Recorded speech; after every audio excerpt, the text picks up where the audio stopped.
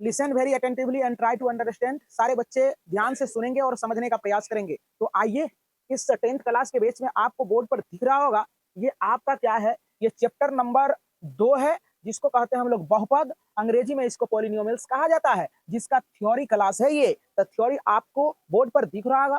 काफी बेहतरीन ढंग से इसको मैं पढ़ा रहा हूं अभी, और काफी इंपोर्टेंट ये एग्जाम के दृष्टि से हो जाता है। यदि इस थ्योरी को यदि आप कर लेते हैं तो आपका ऑब्जेक्टिव प्रश्न यहीं से स्टार्ट हो जाता है, और ऑब्जेक्टिव बढ़ाने में आपको हिचक नहीं होगा। तो आइए, करने का करते हैं प्रयास, और पहले इस चीजों का, सारे चीजों का डिफिनेशन जानेंगे। इसके बाद सारा डिटेल्स एक्सरसाइज शुरू करने से पहले जो एक्सरसाइज में तमाम कॉन्सेप्ट लगते हैं, उस सारे कॉन्सेप्ट को हम लोग क्या करेंगे, पहले पूरा कर लेंगे। इसके बाद जब एक्सरसाइज में चलेंगे तो बेहतरीन ढंग से हम लोग समझते चले जाएंगे। तो चलिए समझने का करें प्रयास। तो कहता है बहुपद। बहुपद, तो बहुपद कहता है चर और अचर, चर राशि और अचर राशि के मेल से बनने वाले व्यंजक या बीजीय व्यंजक को बहुपद कहते हैं। बात समझ में आ रहा ना?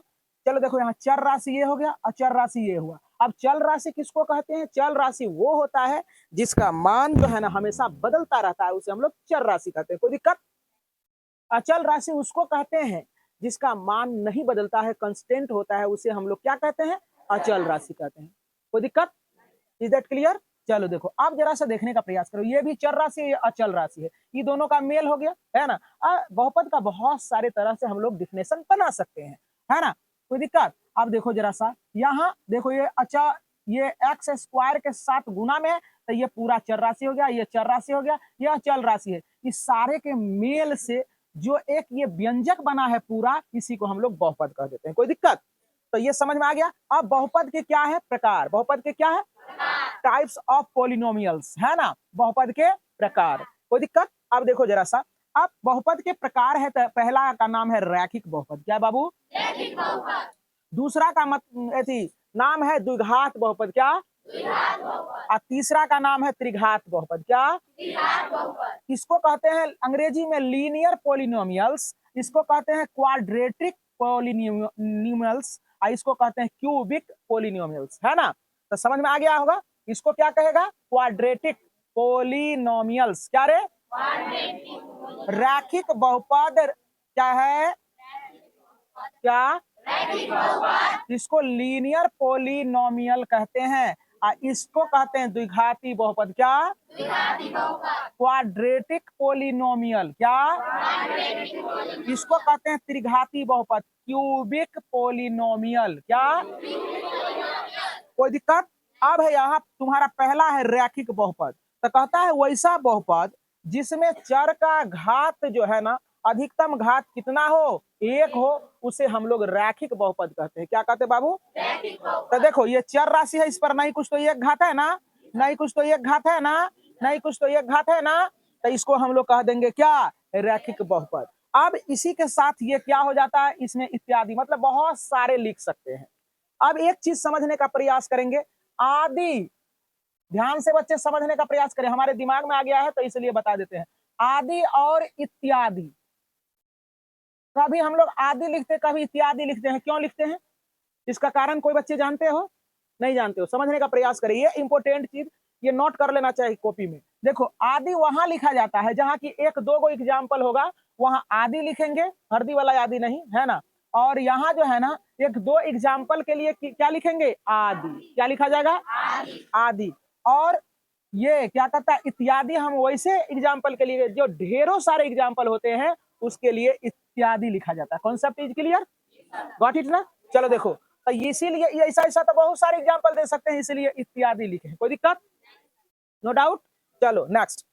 अब देखो जरा सा, यहाँ द्विघात बहुपद। क्या है? द्विघात बहुपद। अब देखो, रैखिक बहुपद का जो होता है, ये देखो, इसका एक्सप्रेशन ax प्लस बी होता है। क्या होता है? ax plus B.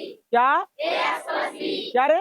ax plus b. नहीं सुने? ax plus b. कुछ नहीं सुने? ax plus b. क्या बोलते हो? ax plus b. फिर से बोलो। ax plus b. दोबारा बोलो। ax plus b. बोलते जाओ। ax plus b. अब देखो, द्विघाती बहुपद है। क्या है ये? क्या है? अब द्विघाती बहुपद का एक्सप्रेशन क्या होता है? ax square plus bx plus c। कोई बच्चा को दिक्कत?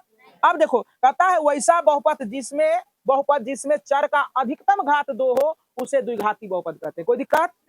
कोई बच्चा को दिक्कत नहीं हो रहा है? क्लास में सीरियस बैठा करो सारे बच्चे, है ना, और सीरियसली सुनने का कोशिश करें। जितने भी पॉइंट को पढ़ाया जाता है वो अपने दिमाग में बैठाने का कोशिश करें। चलो देखो, अब द्विघाती बहुपद है, क्या है बच्चे? द्विघाती बहुपद का expression ax square plus bx plus c है। क्या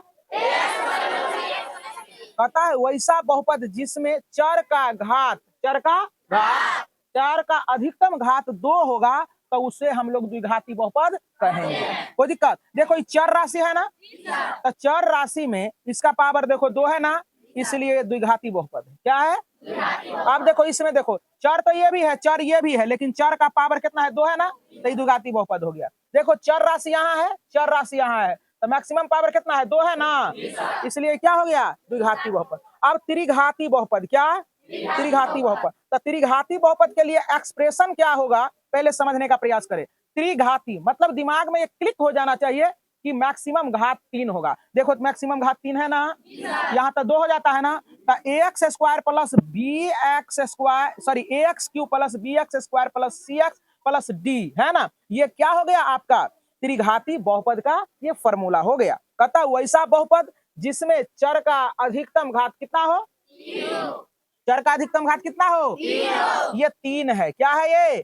3 हो तो उसे त्रिघाती बहुपद कहते हैं। अब देखो चर राशि तो ये भी है, चर राशि ये भी है, चर राशि ये भी है, लेकिन चर पर देखना अधिकतम पावर कितना है? 3, इसलिए त्रिघाती बहुपद हो गया। अब देखो यहाँ देखने का प्रयास करें, चर ये भी है, चर ये भी है। अब शुरुए में नहीं देखना, कहीं भी रह सकता है ना, ये ऑप्शन में देगा निम्नलिखित में से त्रिघाती बहुपद का एग्जाम्पल कौन है ना, समझ में आ रहा ना, तो लिखल रहेगा, ये रहेगा, ये रहेगा, और कुछ भी रह सकता है ना। आप जानेंगे इस चीज को तब तक जहां देखेगा कि अधिकतम पावर 3 आ गया, वहां टिक लगा देना है। क्या? अब देखो जरा सा, तो यहाँ 2 है, यहाँ 3 है, इसलिए त्रिघाती बहुपद है ना। तो ऐसे ऐसे एग्जाम्पल बहुत सारे ले सकते हैं, ये त्रिघाती बहुपद का एग्जाम्पल हो गया। अब देखो कहता है बहुपद का घात, बहुपद का घात। अब ये छोटे वाले बोर्ड पर आएंगे और इस चीजों को समझने का बेहतरीन ढंग से प्रयास करेंगे। कहता है बहुपद का घात में क्या होगा? कहता है बहुपद में चर राशि का अधिकतम पावर, चर राशि का अधिकतम पावर जो भी होगा वही बहुपद का घात होगा, वही बहुपद का घात होगा। तो अब जरा सा देखो, इसमें देखो ये चर राशि है ना, तो चर राशि का पावर देखो यहाँ 1 है, लेकिन यहाँ 2 है, तो अधिकतम पावर यह ना हो गया, तो घात ये हो गया। अब इसमें देखो, इसमें खोजो है ना, इसमें खोजो है ना, इसमें खोजेगा तो क्या हो जाएगा? यहाँ देखो, इस पर 1 है, इस पर 2 है, इस पर 3 है, तो मैक्सिमम पावर 3 है, तो ये हो जाएगा, है ना। अब जरा सा देखो, इसमें 4 हो जाएगा, है ना। लेकिन याद रहे, नोट में याद रखना है कि बहुपद तब होगा जब चर का घात ऋणात्मक नहीं होगा, बटा में नहीं होगा, है ना, और प्लस रूट में नहीं होगा। ये बात समझ में आ गया, है ना। नोट में लिख लेना, यदि चर राशि लिख लो अभी, यदि चर राशि का हम वैसे लिख देंगे, आगे टॉपिक में लिख देंगे। चलो इसे समझने का प्रयास करो अभी, है ना, हम लिख देंगे। चलो यहाँ आप कहता है ग्राफ में शून्य, ग्राफ में अब ग्राफ में शून्य कैसे निकालेंगे? कोई ग्राफ रहेगा, कोई ग्राफ रहेगा, तो चेहरा न देखो दिल को देखो, चेहरा न देखो दिल को देखना है। चेहरा पर जाओगे बर्बाद हो जाओगे। तो चेहरा क्या होता है? ग्राफ के लिए एक्स अक्ष को देखना है। किसको देखना है बाबू? एक्स अक्ष को। कोई भी रेखा जितनी बार काटेगी वही शून्यक होगा। अब देखो, इसको कहते हैं एक्स अक्ष, इसको कहते हैं वाई अक्ष। तो वाई को नहीं देखना है, वाई को नहीं देखना है, किसको देखना है? एक्स को। तो देखो, तो एक्स पर ही कटा है ना, कटा है, इसलिए इसका शून्यक हो गया 0। अब जैसे देखो, ये ऐसे कर दिए, अब जरा सा देखो, ऐसे कर दिए, तो कई बार कटा? 1 2 3 4 5 बार कटा, है ना।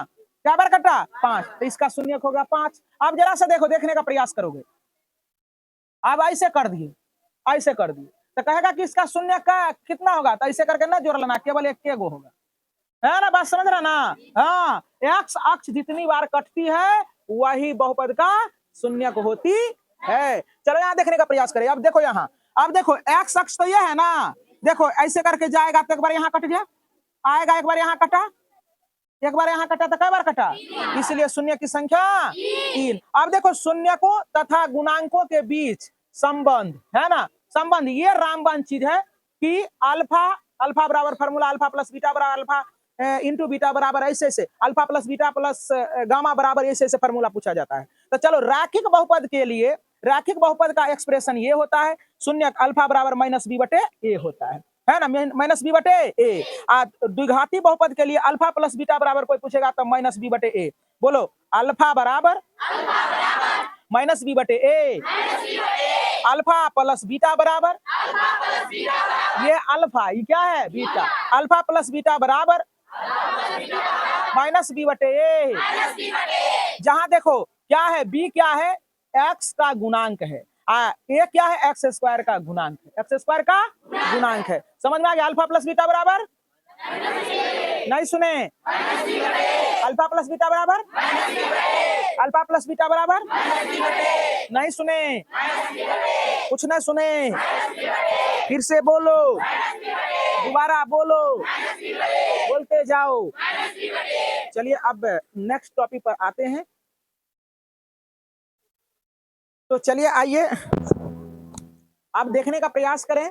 अब रैखिक बहुपद के लिए अल्फा बराबर क्या होता है फॉर्मूला, तो माइनस बी बटे ए, माइनस बी बटे ए, माइनस बी बटे, माइनस बी बटे। और द्विघात बहुपद का एक्सप्रेशन आपका ये हो गया कि ये आपका ऑब्जेक्टिव में भी रह सकता है कि द्विघात बहुपद में ये दे देगा, ये दे देगा और ये एक्सप्रेशन दे देगा, कहेगा निम्न में से कौन है, तो इसमें मारेंगे टिक, है ना। तो चलो देखो, कहेगा अल्फा प्लस, इसको कहते हैं शून्यकों का योग। क्या कहते हैं? शून्यकों का योग। ऐसे भी लोग पूछ देता है शून्यकों का योग बराबर क्या होता है, तो बोलेंगे माइनस बी बटे ए। कहेगा केवल ये भी पूछेगा कि अल्फा प्लस बीटा बराबर क्या होता है, तो माइनस बी बटे ए। और अल्फा इंटू बीटा बराबर क्या होता है, तो सी बटे ए। कोई दिक्कत कोई बच्चे को, है ना, सी बटे ए। अब कहेगा कि शून्यकों का गुणनफल बराबर क्या होता है, तो सी बटे ए। कोई बच्चा को दिक्कत, सी बटे ए, सी बटे ए। अब देखो त्रिघात बहुपद, त्रिघात बहुपद का एक्सप्रेशन ये है, और इसका जो है ना, इसका जो है ना alpha plus beta plus gamma बराबर होता है